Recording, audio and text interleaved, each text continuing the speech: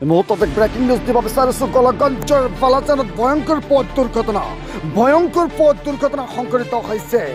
Bike আৰু স্কুটিৰ মাজত মুখামুখি সংঘৰ্ষ, ফলত গুৰুতৰভাৱে আঘাতপ্ৰাপ্ত বাইক আৰোহী। আমি দৃশ্যাংকৰে খুৱাইছোঁ, নিশাৰ ভাগত দৃশ্যাংক আমাৰ হাতত আহি পৰিছে।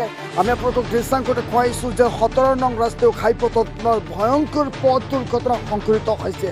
ৰাজ্যত দিনক দিনে বৃদ্ধি পাইছে ভয়ংকৰ পথ দুৰ্ঘটনা। তেনে ক্ষেত্ৰতে নিশাৰ ভাগত দেখিবলৈ পোৱা গ'ল যে বাইক আৰু স্কুটিৰ মাজত মুখামুখি সংঘৰ্ষ, ফলত গুৰুতৰভাৱে আঘাতপ্ৰাপ্ত হয় দুজনকৈ বাইক আৰোহী। আৰু বাইক আৰোহী গুৰুতৰভাৱে আঘাতপ্ৰাপ্ত হৈছে আৰু ততাতৈকৈ ধুবুৰী চিকিৎসা মহাবিদ্যালয়লৈ প্ৰেৰণ কৰা হৈছে বাইক আৰোহীজনক। জানিব পৰা অনুসৰি এজনৰ নাম বিন্দেশ্বৰ ৰায় আৰু আনজনৰ পৰিচয় এতিয়ালৈকে জানিব পৰা হোৱা নাই। আমি পুনৰবাৰ উল্লেখ কৰিব বিচাৰিম যে গোলকগঞ্জৰ বালাজানত ভয়ংকৰ পথ দুৰ্ঘটনা, যি ভয়ংকৰ পথ দুৰ্ঘটনাই যোগায়